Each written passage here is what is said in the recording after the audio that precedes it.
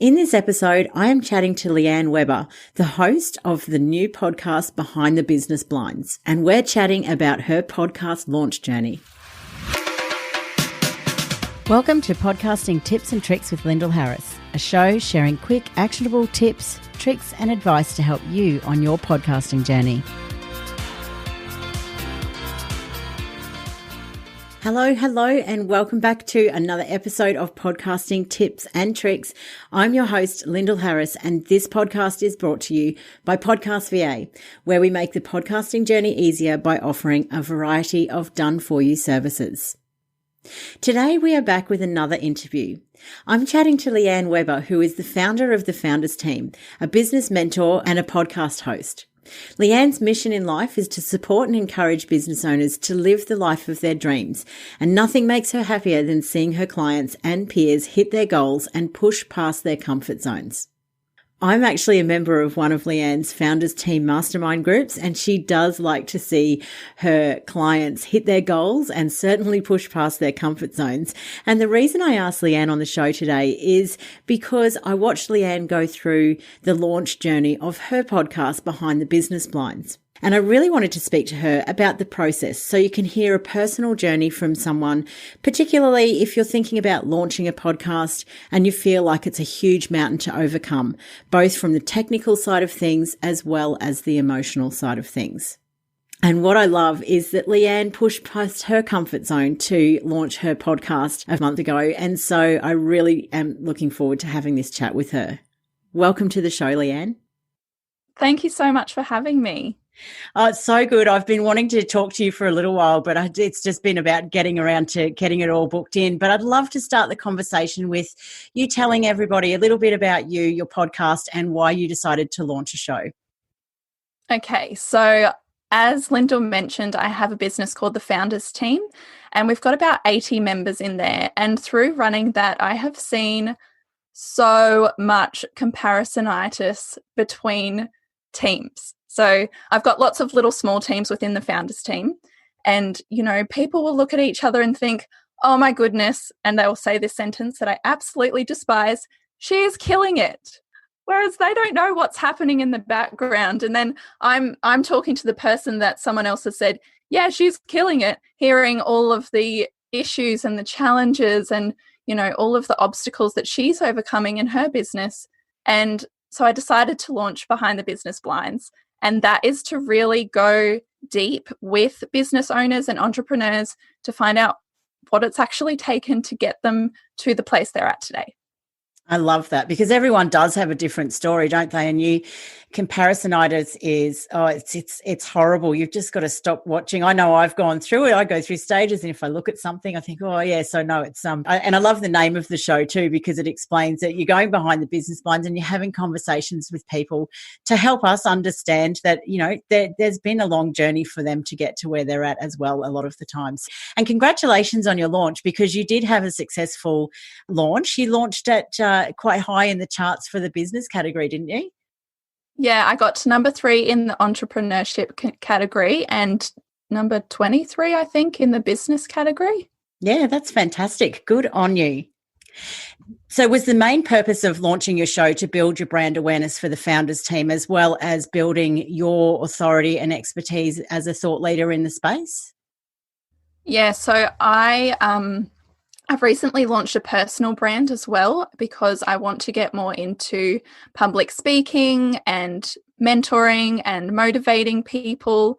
My big goals are to be on a stage in front of thousands of people and encourage them to, take action to what they want to achieve and their goals. So it was definitely to build that personal brand, as well as just kind of help my members for the Founders Team. It was really for them. That's why I wanted to launch it. Fantastic. I love that. So have you seen any benefits to date of launching your show? Because it's quite new. It's only a month or so. But with those goals in mind, have you seen any benefits so far? Yes. So I know this is a vanity metric, but my followers have grown on Instagram by about 150, which is pretty decent because I don't have a huge following. I've also been asked to speak at a networking event and on a couple of podcasts as well. And that's only after a month. So it's definitely helping.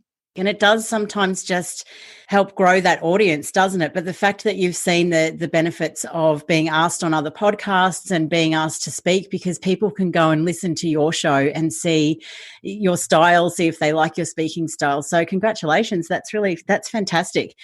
Now, something I think I know because I'm in one of your teams is I want to ask that question of when you launched your show or when you were thinking about launching a show right back from the beginning, did you have any challenges that you had to overcome? Yes, lots. So I definitely struggled with my mindset. Firstly, right back in the beginning, I struggled because I don't actually really listen to podcasts. I know I am a weirdo in that aspect. I prefer reading books. So I was, definitely going through the imposter syndrome of, I don't even listen to podcasts. Who am I to have a podcast? Also, why would guests want to come on my show? So there was a lot of imposter syndrome. But then also, and this is something that I struggled when I started my business, is I was really worried that I was going to waste people's time. So I know how precious time is. I know that people listening are going to be busy business owners. So I was really worried that people wouldn't enjoy it. They, would listen to support me, but not actually get any value from it. I was worried that not really any people would listen. I was also really worried about finding guests. Okay. There's quite a few different sort of angles there, isn't there? Because interestingly enough, most of those are around a mindset issue rather than a technical, and some people come with the challenge of both of those. But it's interesting that you say that you didn't listen to a lot of podcasts because people consume content differently. So I love that. Even though you weren't necessarily listening to a lot of them, I imagine that your audience do. Well, I know that your audience do because I know who your audience are, and I know that your team the founders team members would be listening to it. So, I guess then, you don't have. Not that you don't have, but you don't necessarily have a list of podcasts that you know that you love that you can then go and think, okay, well, that's what I like about that one, and I don't like that about that one. So you can sort of craft your podcast around that. So that's a different challenge in itself. But the imposter syndrome it's massive. It's something that I have polled in my group before, and so many podcasters have that imposter syndrome, and a lot of them have it in a slightly different way to what you're talking about, but the same thing, like why would people listen or why would guests come on the show? And I did an episode with Fiona Redding back in the first season all about imposter syndrome, and a lot of the time it's around feeling like a fraud or feeling like you're going to be caught out as a fraud. So it really can mess with the emotions. And I know that a lot of people that I speak to, they get stuck with even launching their show because they have to push through this imposter syndrome. So what did you do? How did you push through it, I guess? Did you have people say anything to you, or did you do any sort of mindset techniques? What did you do to get through that sort of side of things? So just to touch on what you mentioned as well about, not having any favorite podcasts to listen to, what I did do is ask my members what they love and why, and then I went and listened to those ones. Perfect. So that's something that helped. Yeah. And then in terms of the mindset stuff, I am a person that if I say I'm going to do something to other people, I will do it. So I set a date and I told everyone about it so that I couldn't back out. I love that. Sometimes that theory of, oh my gosh, I just can't not do it now because I'm going to be, I'll be embarrassed or I'm going to fail my own goal. And I love the accountability of putting it out there and telling people. Yep. That's literally what pushed me through. I think if I hadn't told anyone the deadline or the launch date, I don't think I would have launched yet. I would have still been procrastinating on it and doubting myself on it. So, setting a date and putting it out to the world, I started building hype. I invested in, the graphics and the cover art and everything like that. So I couldn't back out. I just had to get it done. Excellent. I do love that because sometimes it is a case of just pushing through it. You just have to keep going and think, just do it. And I know I felt really I had big imposter syndrome when I launched my show, and I felt really like I'd built the community. I'd been building the Facebook group for a long time. So I knew that in my mind, I was thinking, oh, people can go and listen to another podcast about podcasting. But for me, it was somebody saying to me, but I want to listen to you talk about podcasting. Yes. And that was kind of like this little, oh, okay, that's kind of just what I need to just keep going and just keep pushing through it. And I don't know if I publicly set a date, but I know I said it to a few of my business buddies and they were like, that's it, you're doing it. And that is the date I'm doing it. So yeah, sometimes having that goal, or having something, an event or something that you're going to where you just go, I have to have it launched by then.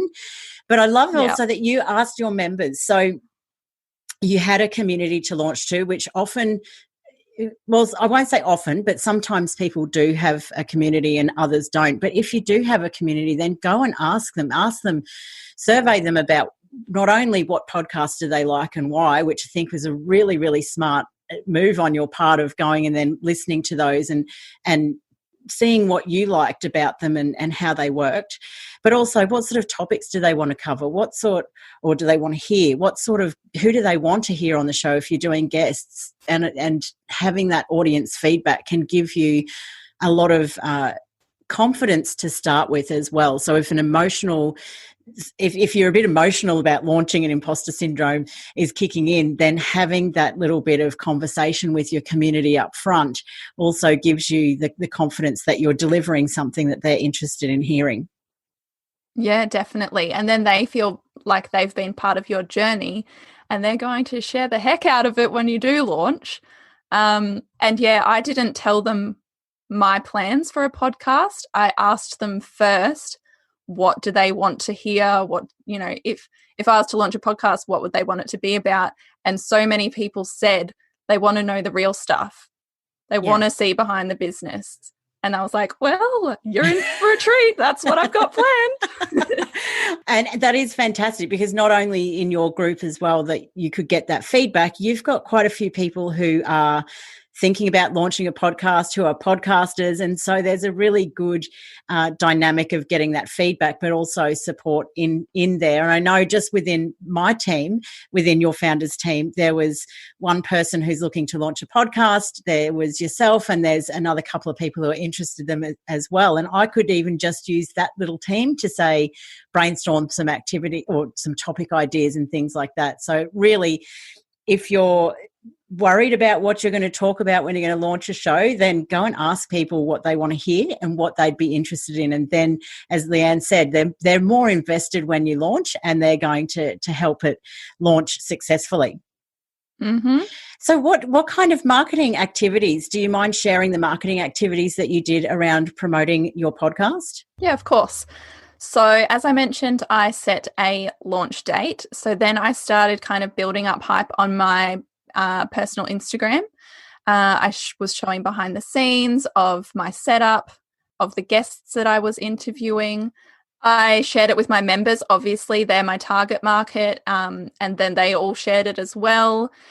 I obviously asked the guests to share once I'd launched. I posted in Facebook groups. I emailed my email list, which is only about 200 people. It's not massive. I shared on my personal Facebook page so that my family and friends could share it, and I asked them all to review it and subscribe. I shared it on, obviously, my personal and business Instagram accounts, Facebook groups, I've already mentioned that, LinkedIn, and I literally asked people individually to share for me, like people that I have close relationships with, that I know have quite a, decent influence in the business, small business community. Yeah.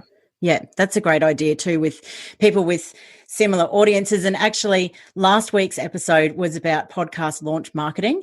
And so a lot of those activities are the sort of things that I would say to people as well, is it's really about building the momentum and the hype and making sure you do it in, well, certainly when you're talking about the Apple Podcast charts, which is the main directory where you can get up in the charts quite successfully. It's about the activity on your launch day or within a 7-day period, and that activity is around the subscriptions and the actual listening to the episodes and what have you. So I love that you basically shout it from the rooftops. You don't have to have a massive audience to launch a podcast.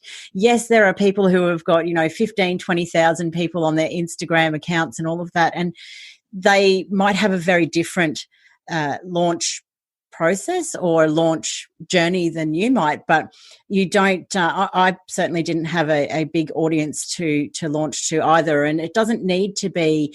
I think people talk about the numbers a lot, but when I talk to clients and I'm onboarding people, if you think about talking to 50 to 100 people every week, if you were standing talking to them or giving a presentation to them, you'd be happy with those numbers. So it will build over time. It's a long game, podcasting. So I think the podcast launch marketing is important, and then taking quite a number of those activities that you have mentioned into marketing your episodes every week as well, or every fortnight, every time you launch. So are you doing similar marketing activities with your weekly shows?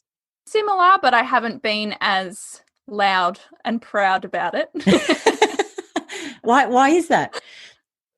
I don't know, actually. I guess time is definitely an issue at the moment. I'm super busy in my business. Next month will be a lot quieter, so I'll probably have more time to spend on podcast marketing.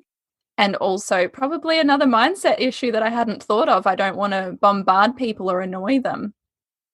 I totally understand that, because that's a little bit how I feel. I don't do a lot of marketing in general, a lot of the social media marketing. I do a little bit. I do a lot of, in my Facebook group, I do more commenting and building relationships in there.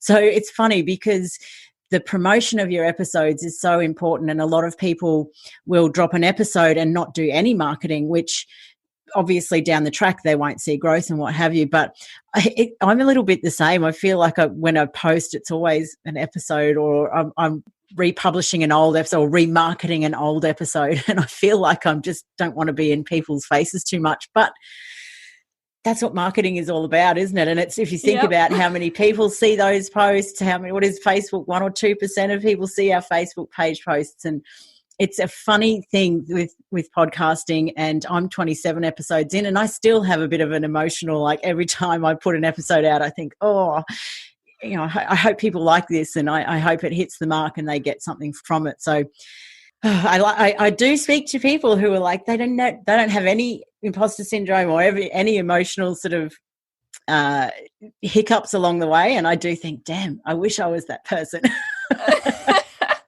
I also forgot to mention as well, my husband probably wishes I was that person, because probably 2 weeks or 1 week before my launch, I was such a moody bitch. Like my mood swings, I was so excited and then I was so nervous, and I didn't even realize that was why until maybe the day I was launching, and I was shaking, literally shaking.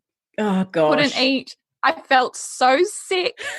And then I realized that's why I'd been so moody in the last 2 weeks. Oh, see, people, the emotional side of launching a podcast is a real thing. Like, it's not just for some people are just, out there. Others, they do feel the nerves right up until the launch. And like, what you've got to do is just get it out there and keep going, and you will feel better about it. But I love that I feel like that if I haven't got episodes batched too far in advance, if I'm not organized and I'm sort of chasing my tail, I think I get like that. And then that possibly makes me a little more irritable or testy with my children. They're like, no, I've got to get this done. So I totally get that.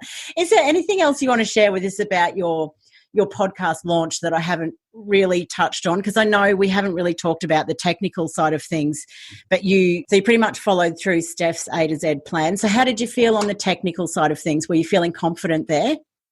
Having Steph's podcast launch plan was so helpful, because I would have spent hours and hours researching what to use, how to use it if I didn't have that. And I wasn't too nervous because my husband is a software developer, so he's super smart with all of that stuff. So I knew I had him to rely on if I stuffed it up as well. Oh gosh, yeah, we can.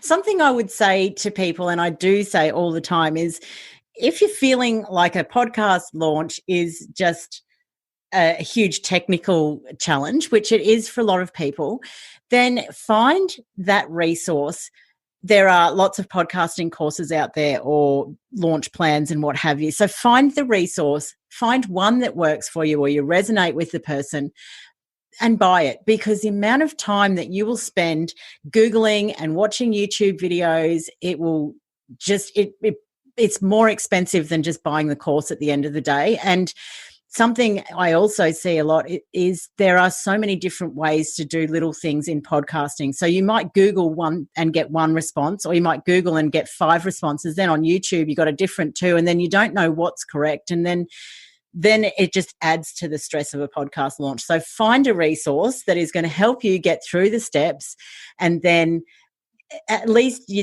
can push that aside and know that if you've got any emotional stuff you've got to get through, then you can concentrate on that, because the technical stuff is explained to you quite easily. Anything else with your podcast journey? I was going through a personal brand exercise at the same time. So I was getting all of the visuals created for my personal brand that I was kind of building. And so I just didn't really plan my time very well. That was really stressful. I had to rely on my designer. She was working on the weekend. My photographer, she was working on a Friday night, editing photos for me the night, and I launched on the Tuesday. So yes, definitely grateful for them, but I did not manage the project very well. So it does take a while. I mean, you can do it quicker, obviously, but yeah, as I was going through the personal branding stuff at the same time, I definitely needed that 3 months to do it.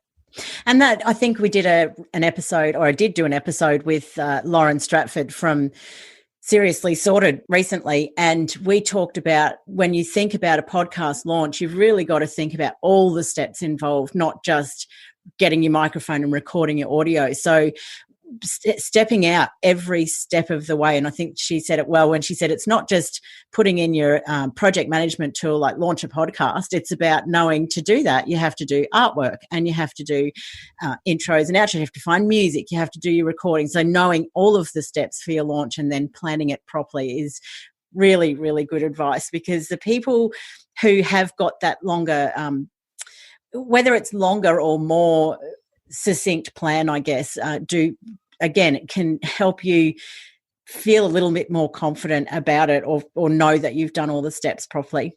It also helps with building the hype, because you can show the behind the scenes. And I didn't realize as well how much of a commitment, probably should have looked into this first, but how much of a commitment podcasting is. So because I do interviews for every episode, they're at least an hour unedited. So I do the interview, that's an hour. I edit. That probably takes me, Lyndall's going to have a heart attack when I say this, that probably takes me at least 2 hours. Probably need to outsource it to Lyndall. And then as well, 2 weeks ago, I made a mistake. So when I dragged my outro into GarageBand, it went halfway into the episode and I didn't realize. I thought it just didn't populate into GarageBand. Didn't listen back to it. So there was an outro right in the middle of my episode. So now I've realized I have to listen back to it as well. So it probably takes me, and then I have to do the graphics and the marketing side, add the show notes. All of that probably takes me at least 5 hours an episode. So it is a commitment. But in saying that, my episodes are long. Yeah, it is a commitment. And I think the more you get into having a process set up, I often say to people, podcasting is not hard, especially once you get into the routine and you've got a workflow happening. But it is a big commitment because, as you say, you've got to, if you're interviewing a guest, then you've probably got to do a little bit of research about the guest, and that varies for different podcasters. Some put in maybe half an hour and others put in 3 hours. Some might read a book or that the guest has published. Then you've got the interview, the editing, the show notes and all the bits that go with it. So you do really need to take that into account if you're going to launch a show, that it is a big commitment. And if you're going to do it on an ongoing weekly or fortnightly basis, then you want to keep up that consistency. So perhaps something like a seasonal show, which is something that I moved to fairly quickly after I launched my podcast because I found that I did really like the break in between seasons. So that is a really good piece of advice as well. Knowing how long things take you to do, so that as you are putting that into your weekly tasks or whatever it is in your, whether you're batching or not, you know that it takes you 2 hours to edit an interview and what have you. The other little thing that I've learnt, I've had quite a few of my guests say that they've really enjoyed my interview style and my questions. And you just touched on the research side of it. And to be honest, I don't spend much time researching them. Of course, I follow them on Instagram. That's how I find out about them. But I like to ask questions like my audience would want to know.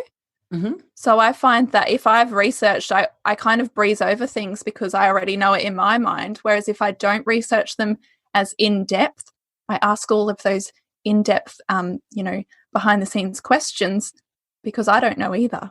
So I'm thinking like my audience. I love that. I would hear a lot of podcasters, perhaps in my group or just even in conversations, say, oh, you should put in a lot of research to show that you should put in some time so that you are showing that you know your guests. But I think that's a really good advice too, in a slightly different way to look at it, is you don't want to breeze over some of the things because you know every detail about them. So perhaps that there is that balance there. So I think that's fantastic advice. Again, like I love all these little bits. This is why I love talking to different podcasters, because everyone does things differently, and hopefully having these conversations gives everyone else a different way to think of it if they haven't quite sort of thought of it in that particular way. Yeah. Do you know what actually made me realize that? Was my dad. And he said, you interviewed Jess from Collabosaurus, but you didn't explain what Collabosaurus is. It's because I know her so well and I know her business so well.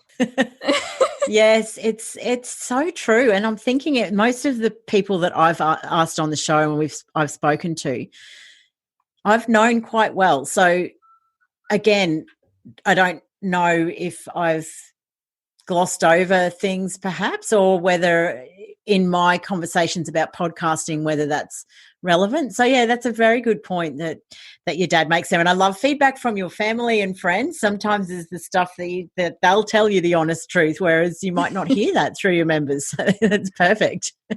Yeah. Thanks, Dad. Yeah, exactly. Thanks, Dad. He's listening to your episodes too. That's really cool. He loves it. So cute. So we're just going to start with wrapping up now. And at the end of every interview, I ask a couple of questions. Firstly, what do you wish you'd known when you'd started? Is this in terms of business or podcasting? We'll go podcasting. I think it's actually the same kind of thing, though. I wish I'd, backed myself more. And this is something I've worked on a lot in my business as well, is that we can do anything we want to do. It's our mindset that stops us. So I wish I'd done it sooner. I wish I didn't doubt myself so much or overthink everything so much. So yeah, I think mindset work is, if you struggle with it, trying to kind of overcome that and looking up resources, following people. Like, I know some people do not like Tony Robbins, but he helped me a lot with my mindset last year in terms of business, which also did help. Even though I still struggled, it did help with my mindset when launching a podcast. Yeah, good on you. And it's about backing yourself, isn't it? And yes, I totally get that. So what is one tip that you would give to others about podcasting? Have a plan, have a strategy kind of, 3 months in advance, and set a date so that you actually do it and you're not stressing like I did the morning that you launch because you forgot to do a step and you have to re-upload all of the episodes. So definitely planning and giving yourself enough time. I would even, if you set yourself a deadline, give yourself the week before as your deadline to have it all ready and prepared, because then you can allow for mishaps. Yes. Absolutely. You don't want to be uploading on the day that you say you're going to launch. So I agree. Give yourself plenty of time. Yes, it's quick. You can upload a podcast and get a podcast launched pretty quickly, but give yourself the time and the space. Absolutely. That is great advice. I love that. Where's the best place for listeners to get in contact with you, find out a little bit about what you offer? Probably my Instagram, Leanne_Webber. I'm on there a lot. Fantastic. Well, go and check out Leanne's Instagram. I will have links to her Instagram and also to her websites, because you've got leannewebber.com. Yes, and thefoundersteam.com.au. Thank you so much for coming on the show and sharing with us a little bit behind the scenes of your podcast journey, because I know a lot of people launching will resonate with what we've talked about today. So thank you so much for sharing your story, Leanne. Thank you so much for having me. It's been fun reflecting on that journey that just happened. Thank you so much for listening. If you enjoyed the show, make sure you subscribe in your podcatcher so you don't miss an episode. And whilst you're there, I'd love it if you'd leave me a rating and review to help other podcasters.